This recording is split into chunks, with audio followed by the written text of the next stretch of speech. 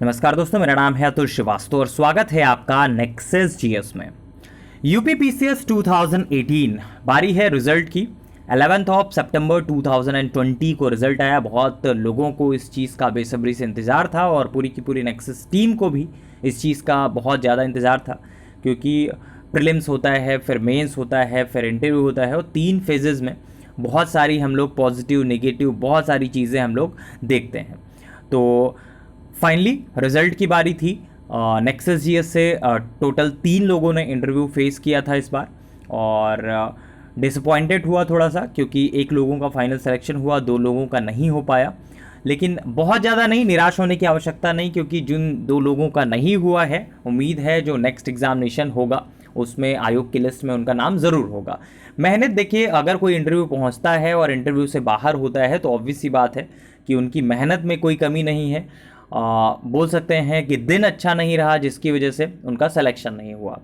तो जिनका भी सिलेक्शन नहीं हुआ है उनके लिए सिर्फ एक चीज़, मेहनत लगातार आप करते रहिए। आज सिलेक्शन नहीं हुआ है, कल ज़रूर होगा, लेकिन अगर आप मेहनत करना छोड़ देंगे तो फिर ऑब्वियस सी बात है, फिर सिलेक्शन आपका नहीं होने वाला है।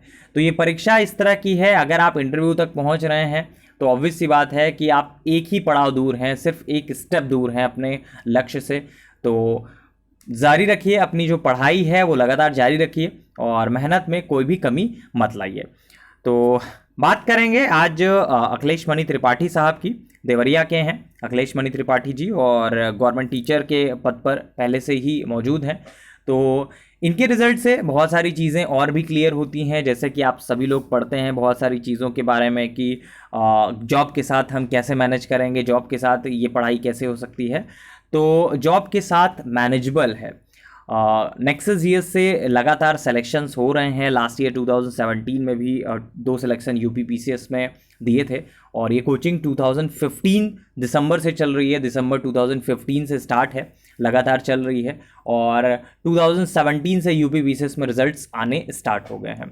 तो इस बार जो है अखिलेश मणि त्रिपाठी साहब का नंबर है। पिछले 4 सालों से लगातार हमसे जुड़े हुए हैं, प्रीलिम्स हो, मेंस हो, इंटरव्यू हो, हर एक चीज़ के लिए और लगातार मेहनत करते चले जा रहे थे। तो फिलहाल अभी भी अपने लक्ष्य से एक कदम दूर ही बोल सकता हूं, क्योंकि एसडीएम की जब तक कुर्सी नहीं मिलती है, एसडीएम जब तक आप डिप्टी कलेक्टर के पद पे नहीं सेलेक्ट होते हैं, तब तक आपकी पढ़ाई उम्मीद है लगातार बनी रहती है, क्योंकि लोगों का मन रहता है कि हमारी पोस्ट जो हो वो डिप्टी कलेक्टर पे हम सेलेक्ट हों। ठीक है, तो एक शुरुआत हो गई है। तो थोड़ी सी बात करेंगे इनके बारे में, जर्नी के बारे में, कैसे शुरुआत हुई, किस प्रकार से काम करना पड़ा और किस तरह से मैनेज हुई चीज़ों के बारे में। तो वैसे तो पहला जो रिएक्शन है अखिलेश मणि त्रिपाठी साहब का हमारे टेलीग्राम चैनल पर डाल दिया गया है और टेलीग्राम चैनल का जो लिंक होगा वो इसी वीडियो के डिस्क्रिप्शन बॉक्स में आपको मिल जाएगा। तो वहाँ से जाकर आप अखिलेश मणि त्रिपाठी साहब का पहला जो रिएक्शन है सिलेक्शन के तौर पर, तो वो आप देख सकते हैं, सुन सकते हैं। तो आपको भी उस चीज़ के अपने आप को कनेक्ट कर पाएंगे कि ये परीक्षा ऐसी होती है कि परीक्षा आप पास कर सकते हैं, आपके बीच से ही लोग पास कर रहे हैं। बस एक सही स्ट्रैटेजी होनी चाहिए, चाहे वो आपका प्रीलिम्स की स्ट्रैटेजी हो, चाहे वो आपका मेंस की स्ट्रैटेजी हो, चाहे वो आपका इंटरव्यू की स्ट्रैटेजी हो। हर एक पड़ाव को आपको स्ट्रैटेजी अपनी फॉलो करनी पड़ती है और जो जॉब के साथ अपना बोल सकते हैं टाइम टेबल, वो मैनेज करके चलना पड़ता है। एक टाइम ड्यूरेशन आपको लेके चलना पड़ता है कि हाँ, हमें इतने घंटे पढ़ाई करनी है और कैसे भी करनी है। वो बात अब पुरानी हो गई है। जैसे आप लोग सुनते थे कि कोई पीसीएस की तैयारी कर रहा है, कोई आईएएस की तैयारी कर रहा है तो 10-10 घंटे पढ़ रहा है, 12-12 घंटे पढ़ रहा है, 14-14 घंटे पढ़ रहा है। ऐसा कुछ नहीं होता है। अगर आप नियमित तौर से पढ़ाई करते हैं, 4 से 5 घंटे भी पढ़ाई करते हैं, तो यूपीपीसीएस की परीक्षा 1 साल में क्वालिफाई की जा सकती है। अब आप कहेंगे अखिलेश मणि त्रिपाठी साहब को 4 साल लग गए, ऐसा कैसे? तो ये नहीं बोला जा सकता कि 1 साल में हो गया। 2016 से इन्होंने स्टार्ट ही किया पढ़ाई करना और फाइनली 2017 में फिर प्रीलिम्स, फिर मेंस होते होते फिर चीज़ें आपकी देखते रहते हैं कि 2017 का प्रीलिम्स दिया, उसमें नहीं हुआ और फिर 2018 का प्रीलिम्स दिया, क्वालिफाई हुए, 2018 का मेंस दिया, क्वालिफाई हुए। और 2018 के मेंस के बारे में स्पेशली बात करना चाहूँगा, क्योंकि बहुत सारे लोगों के मन में ये डाउट है कि जो मेंस का पैटर्न चेंज हुआ है, अब हमें किस प्रकार से काम करना है।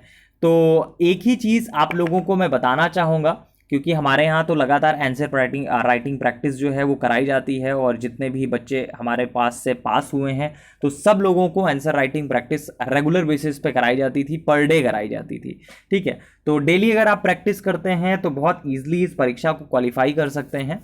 लेकिन अगर आप ये सोचें कि रेगुलर प्रैक्टिस नहीं करेंगे और नॉर्मली हम एक दिन में पढ़ के ये सारी चीज़ें कर लेंगे, 2 दिन पढ़ के 1 महीने में पढ़ के ऐसा कर लेंगे, तो वो नहीं हो पाता है। आपको लगातार मेहनत करनी पड़ेगी, आपको लगातार अपने नोट्स क्रिएट करने पड़ेंगे, बनाने पड़ेंगे, और लगातार इस चीज़ पर आपको अपना काम करना पड़ेगा।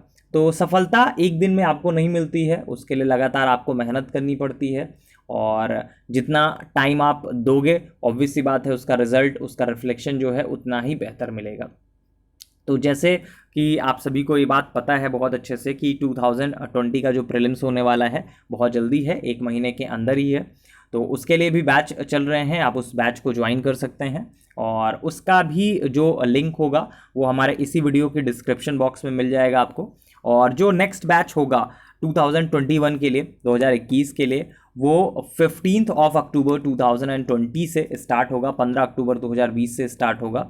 और 2020 का जो मेंस का बैच होगा वो भी 14 या 15 अक्टूबर 2020 से स्टार्ट होगा। इन सब चीज़ों के लिए आप नेक्सस जीएस के यूट्यूब चैनल से, फेसबुक पेज से, और हमारा जो टेलीग्राम चैनल है 17,000 प्लस लोग हैं उसमें, तो आप उसको ज्वाइन कर सकते हैं। और फेसबुक पे भी 15,000 प्लस लोग जुड़े हुए हैं, फॉलो हैं, और ऑलमोस्ट आपका 5,000 के आसपास ऐड भी हैं, तो 20,000 के आसपास लोग फेसबुक से भी कनेक्टेड हैं। तो उम्मीद है कि इस चीज़ से आप अपने आप को थोड़ा बहुत कनेक्ट कर पाए होंगे कि जो भी लोग पास हो रहे हैं हमारे बीच से ही पास हो रहे हैं। और बहुत सारी बातें ये भी मैंने सुनी है कि हिंदी मीडियम से रिजल्ट आता है कि नहीं। अखिलेश मनी त्रिपाठी साहब टोटली हिंदी मीडियम से ही पढ़ाई किए हैं, और उन्होंने जो परीक्षा दी है वो भी हिंदी मीडियम से ही उन्होंने पेपर दिया था। और लास्ट ईयर जो हमारे यहाँ से 2 फाइनल सिलेक्शन हुए थे यूपीपीसीएस में 2017 बैच में, तो उसमें भी दोनों लोगों ने हिंदी से ही पेपर को अटेम्प्ट किया था। तो ये नहीं कहा जा सकता है कि हिंदी इंग्लिश में ही होता है सिलेक्शन और हिंदी में नहीं होता है, दोनों भाषाओं में होता है। हाँ, थोड़ा बहुत अंतर ज़रूर हो सकता है कि हाँ हिंदी का शायद पल्ला भारी हो या फिर इंग्लिश का पल्ला भारी हो, तो वो तो चलिए अलग चीज़ है। मेहनत आपको लगातार करते रहना है, मेहनत में आपको कोई भी कमी नहीं करनी है, और मेहनत का कोई विकल्प भी नहीं होता है।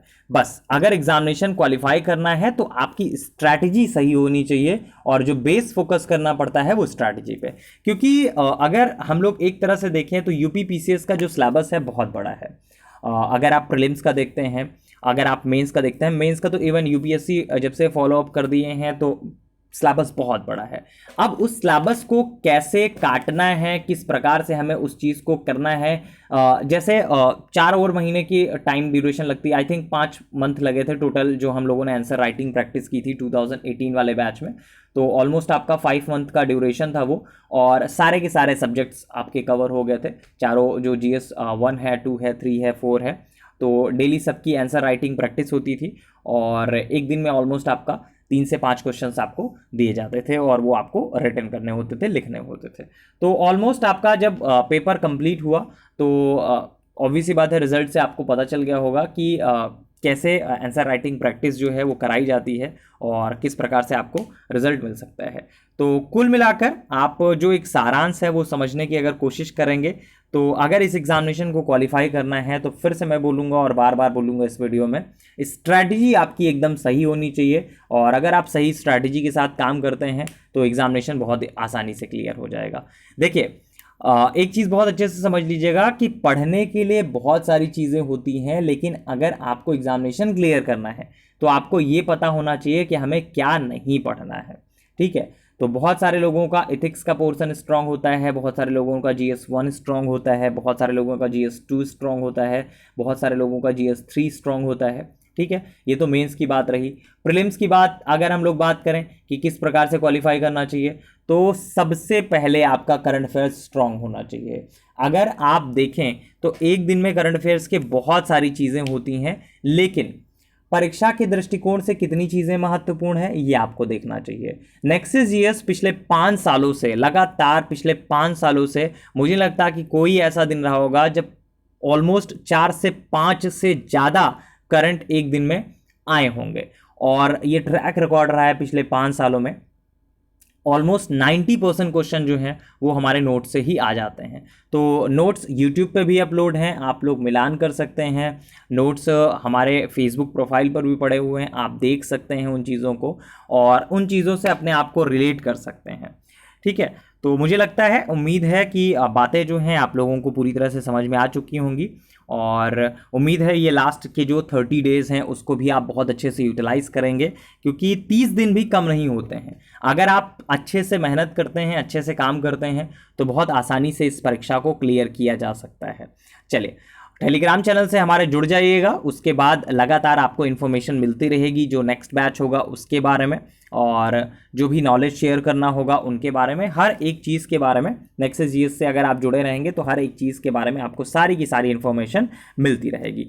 तो NEXUS GS नेक्सस जीएस नाम है, और आप यूट्यूब को सब्सक्राइब कर लीजिएगा, फेसबुक को आप लाइक कर सकते हैं। चलिए, फिलहाल के लिए इतना ही। Thank you so much.